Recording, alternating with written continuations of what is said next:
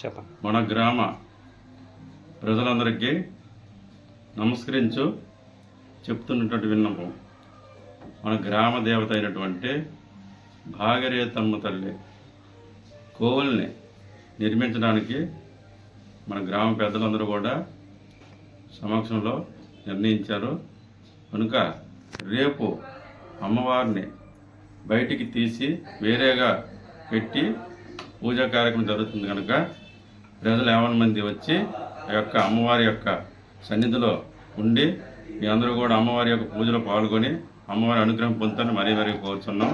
కనుక మన గ్రామ ప్రజలందరూ కూడా తప్పకుండా రేపు ఉదయం 9 గంటల అయ్యేసరికి రావాలని మరీ విజ్ఞప్తి చేస్తున్నాను. రేపు అంటే 2వ తారీఖు 3వ నెల 2025 ఇది ఆదివారం ఉదయం 9 గంటలకి తప్పనిసరిగా అందరూ రావాలి. అమ్మవారి యొక్క విగ్రహాన్ని బయటికి తీసి వేరేగా ప్రతిష్టం చేస్తాం కాబట్టి ఆ పూజ క్రమంలో అందరూ కూడా పాల్గొనాలని మరీ కోరుచున్నాం.